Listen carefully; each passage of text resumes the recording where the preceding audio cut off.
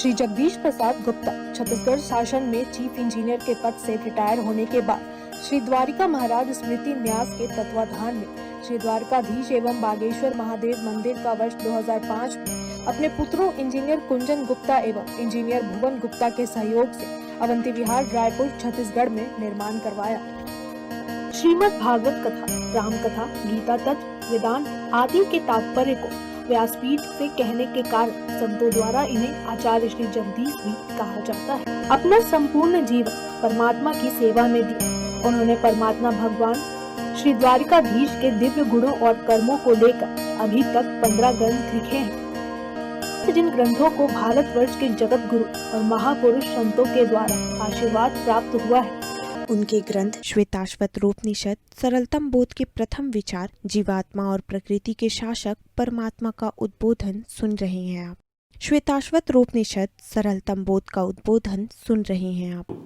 हे सब उत्पन्न करने वाले देव, हे परम देव परमेश्वर, आपकी आराधना रूप यज्ञ में लगे हुए मन कर, हमारा मन आपकी आराधना रूप यज्ञ में हमारा यज्ञ में लगा हुआ है। अर्थात यज्ञ माने क्या? यज्ञ माने यज्ञ की जो आप ही हमारे यज्ञ के होता हो, आप ही कर्म के फल हो, आप ही सब समान हो, हमारे पास हमारा कुछ नहीं है, वो हुआ यज्ञ।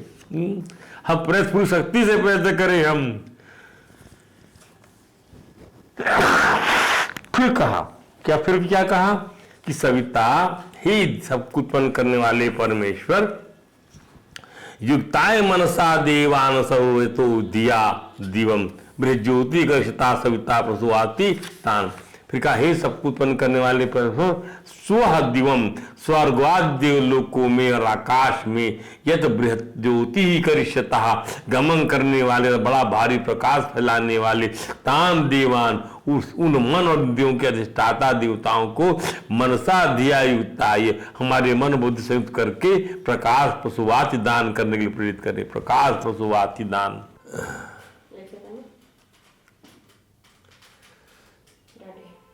हरि ओम।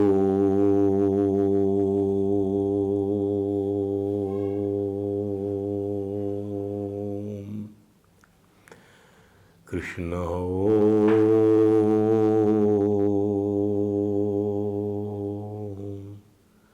राम ओम।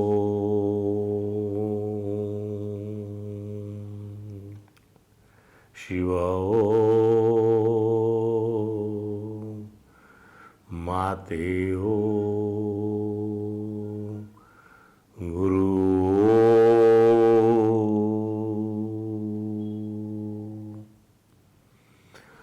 समं प्रशांतं सुमुखं दीर्घचारु चतुर्भुजं सुंदर चारु ग्रीवं सुकपोलं शुचिस्मितं समान कर्ण विन्यस्त स्फुरन् मकराकृत कुंडलम हेमांबरम घनश्यामम श्रीवत्सां श्रीनिकेतनम शंख चक्र गदा पद्म शंख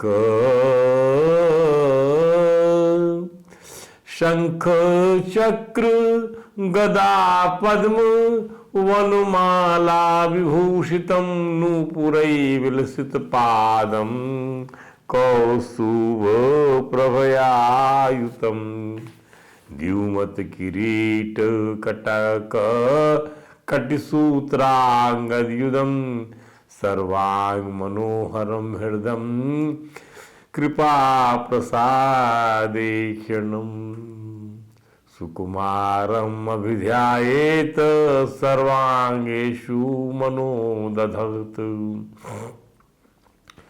वंशी विभूषित करान् नवनीरदाभात् पीतांबरात् अरुणबिंब फलाधरोस्तात्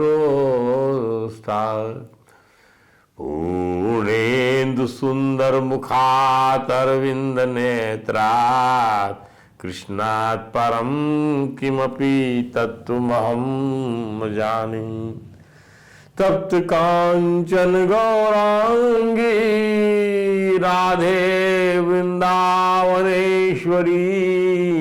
वृषभानुसुते देवी प्रणमामि हरि प्रिये। गुरुर्ब्रह्मा गुरुर्विष्णु गुरुदेवो महेश्वरः गुरु साक्षात् परम ब्रह्म तस्मै श्री गुरुवे नमः। हरे राम राम राम हरे हरे, हरे कृष्ण कृष्ण कृष्ण हरे हरे। बोलिए परात्पर परम त्रिलोकीनाथ भक्त वांछा कल्पतरु भक्त वत्सल कृपण वत्सल शरणागत वत्सल भगवान श्री द्वारकाधीश महाराज की जय। भगवान श्री बांके बिहारी लाल की जय। भगवान श्री रास बिहारी लाल की जय। भगवान श्री राधा दामोदर नाथ की जय। श्री सद्गुरु भगवान की जय। समस्त गुरु भगवान की जय। श्री चैतन्य महाप्रभु जी महाराज की जय। देवर्षि नारद जी महाराज की जय। भगवान श्री व्यास जी महाराज की जय। परम भागवत भगवान श्री सुखदेव जी महाराज की जय। जय श्री राधे, जय जय श्री श्याम।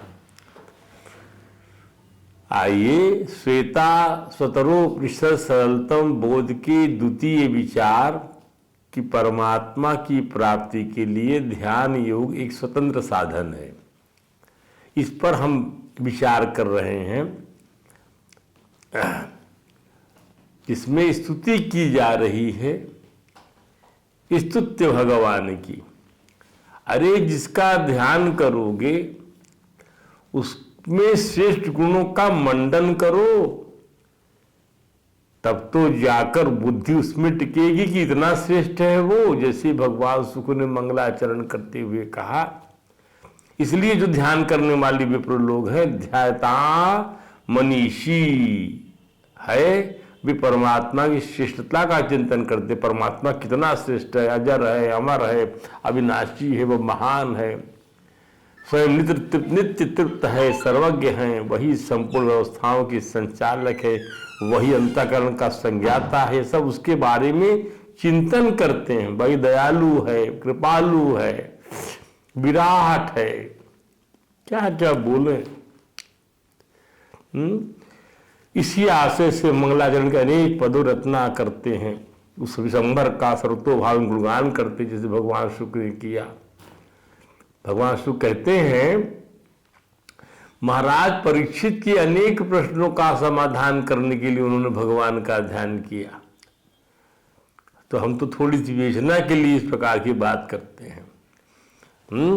क्या ध्यान करते हुए मंगलाचरण करते हैं? ध्यान दीजिए।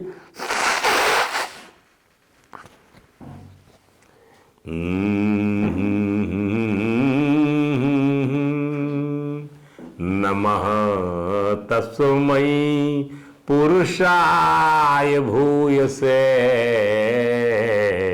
सद्बुद्धो स्थान निरोध लीलिया गृहीत शक्ति तृतीयाय देहीनाम अंतर्भवायन प्लक्ष वर्तमने। अपनी शक्ति, त्रिगुणात्मक शक्ति प्रकृति को ग्रहण करते आप जो है प्राणियों के अंतःकरण में विराजमान हो जाते हैं।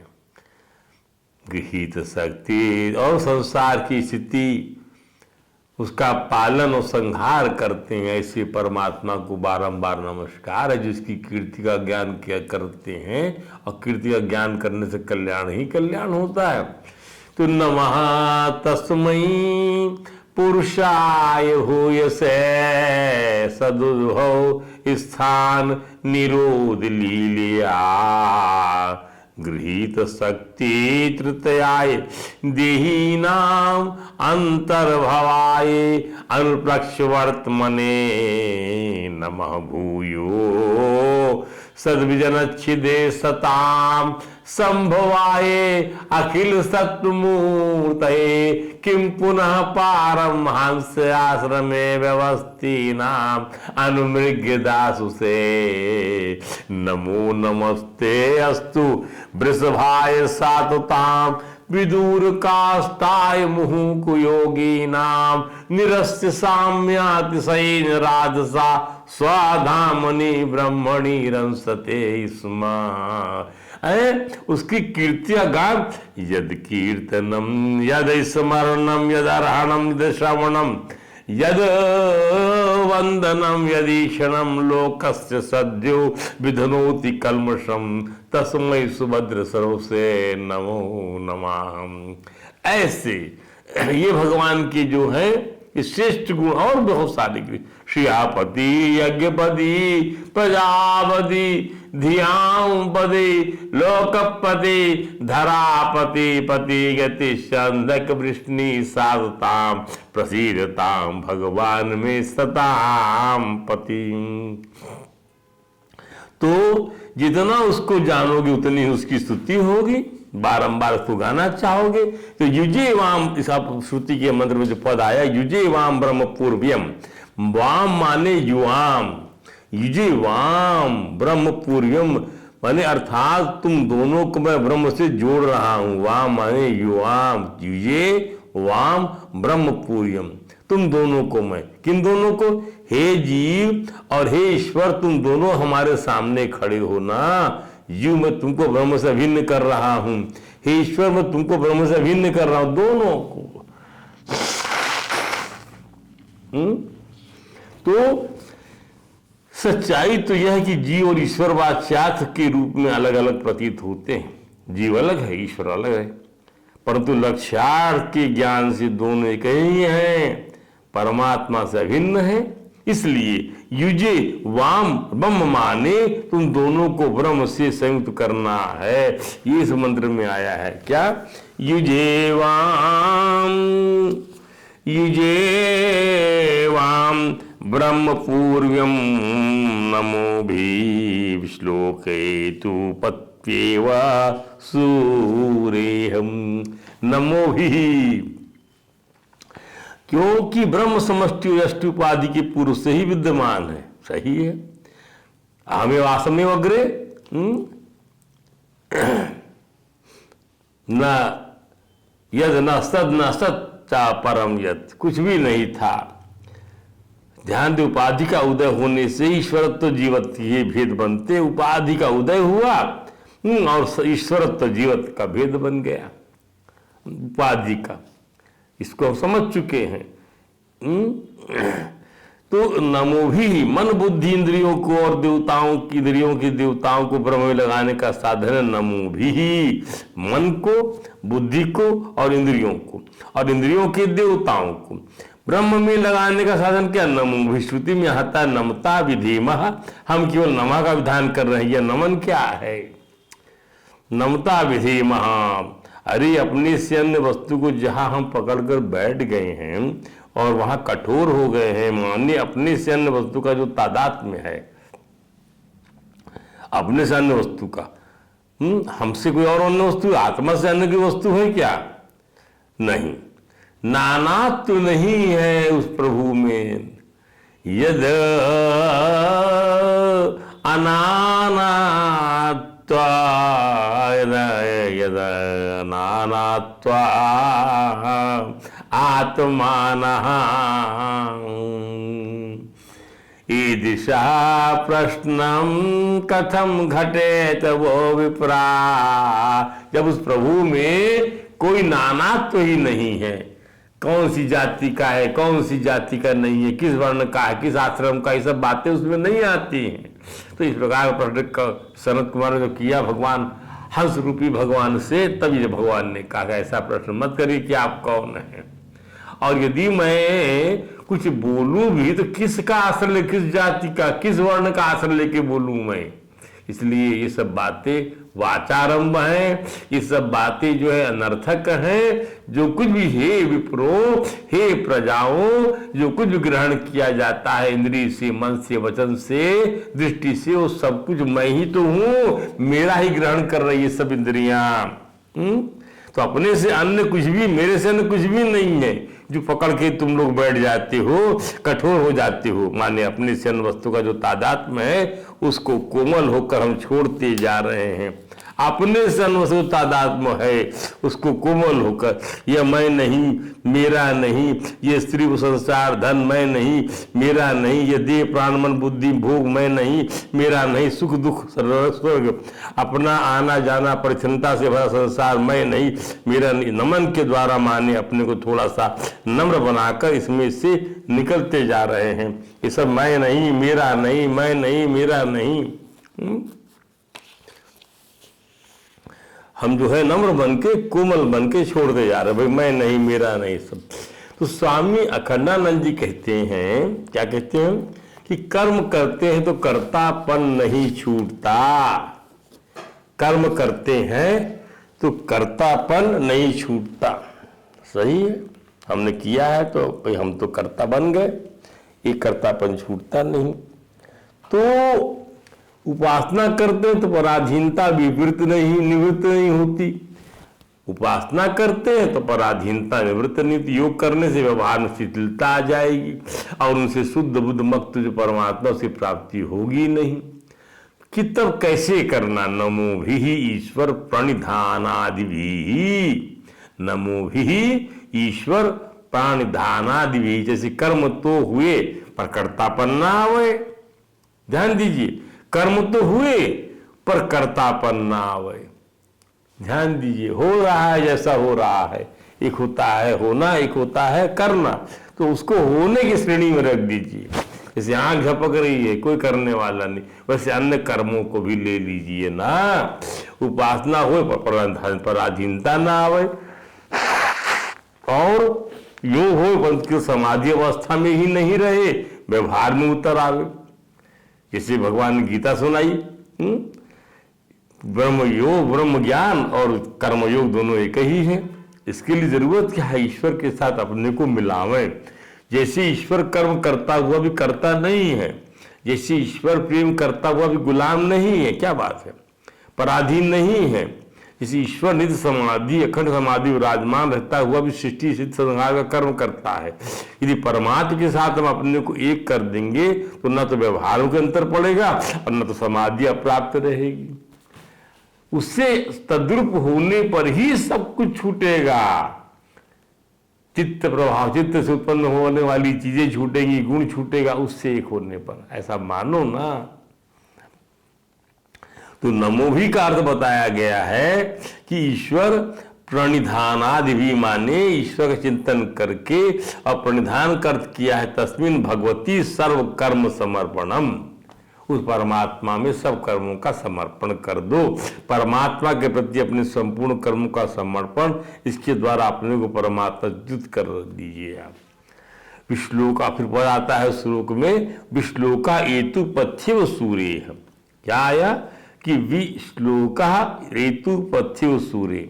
ध्यान दीजिए, मेरे द्वारा जब उन परमेश्वर की महिमा का वर्णन किया गया है, विश्लोका हेतु पथ्येव सूर्य, अर्थात मैं अपने मन बुद्धि करण देवता आदि जीव ईश्वर सबको परम परमात्मा में जोड़ रहा हूं। नमस के द्वारा नमो भी, इसका जो यश है वह भी हेतु सारी सृष्टि में फैल जाए। बेतु अर्थात सभी लोग यही समझे कि अपना मन बुद्धि जोड़ने योग्य तो केवल परब्रह्म परमात्मा। किससे जोड़ोगे अपना मन बुद्धि? भगवान कृष्ण ने तो आग्रह किया ना, मयि मन आधस्त्वा मयि बुद्धि निवेशया निवेशसि मयि एव अतूर्ध्वं न संशयाहम्। उसमें निवास करोगे, मन खत्म बुद्धि खत्म, कहाँ चले गई? परमात्मा में लग गए तो फिर कहाँ रहोगे आप? परमात्मा आश्रय बन गया तुम्हारा। और क्योंकि मन बुद्धि जोड़ने योग परमात्मा ही है। मन बुद्धि जोड़ने योग असद चीजें नहीं है। पथ्य माने हरण, आयुर्वेद में हरण अथवा हरितिका को पथ्य बताया गया। ऐसा कहते हैं कि कदाचित कुप्यति माता न कुप्यति हरितिका, कभी माँ कोप भी करती हो लेकिन हर्रा या हरितिका कभी कोप नहीं करती, पेट में जाने के बाद कभी कोप नहीं करती, रक्षा ही करती है हरण। वाह, क्या कहा कि कदाचित कुप्यति माता न कुप्यति हरितिका। माँ भले कोप कर ले पर हर्रा कोप नहीं करता। हम रोज हर्रे का चूर्ण लेते हैं डेली, हमको वही सूट करता है। जैसे आयुर्वेद को जानने वाला पुरुष पथ्य का सेवन करता है, ऐसे ही हमारा जो स्तुति पाठ है ये सबके लिए पथ्य हुए और सबको सन्मान को चलाने वाला हुए।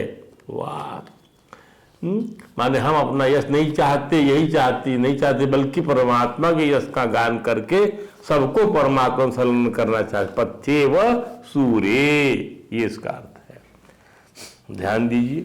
अब श्रीमंत दिव्यान धामानि आतस्थु, दिव्य धाम में रहने वाले सनकादि ऋषिगण, ब्रह्मा के लोक के रहने वाले वशिष्ठ जी आदि ब्रह्मर्षि, गर्ग शांतनु आदि राजर्षि, अन्य महर्षि गण तथा देवर्षि नारद जी, ये सब मेरे सब के सब प्रकार के जो ऋषि हैं, देवता हैं, परमात्मा हैं, ये सब श्रवण करें। श्रीमंतु दिव्यान धामानि, तो दिव्य धाम में रहते रहे, सब सुने कि मेरी इस प्रतिज्ञा को कि मैं अपने मन बुद्धि को, अपने करण देवताओं को जीवत ईश्वर को ब्रह्म में लगा रहा हूं। और यह बात आप सब लोग स्वीकार कर लें कि मैंने अपनी मन और बुद्धि परमात्मा लगा दी है। मेरा यह संकल्प एकांत में किया हुआ नहीं है, मैं इसकी पब्लिकली सालेमली घोषणा करता हूं सार्वजनिक रूप से, ताकि यदि मैं इस प्रतिज्ञा से विचलित हुआ तो मुझे सभी अमृत पुत्रों का श्राप लगे, उनका कुभाजन बनूं। आगे श्रुति ध्यान की स्थिति का वर्णन करते हुए ध्यान योग में लग जाने का आदेश देती है। अब आप ध्यान प्रार्थना किया, स्तुति किया और प्रतिज्ञा कर लिया कि मेरी मन बुद्धि उसमें लगे है और मैं इससे विचलित नहीं होऊंगा, प्रतिज्ञा कर लिया, सबका श्राप मुझे लग जाए, ऐसा आप बांधिए अपनी मन बुद्धि को आप ध्यान के लिए। ये नहीं, कहीं नहीं जाएगा मेरा, कहीं ना जाएगा मेरा मन, कहीं ना जाएगी मेरी बुद्धि। ध्यान दी। अब वो श्रुति कहती है भाई ध्यान में लगो, तो क्या बोलती श्रुति?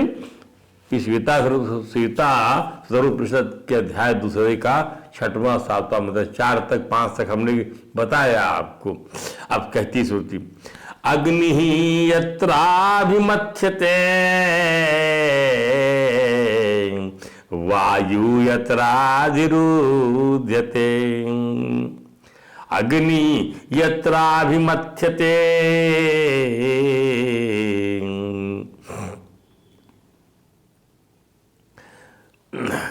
अग्नि का जो मंथन है वह कैसे किया जाता है?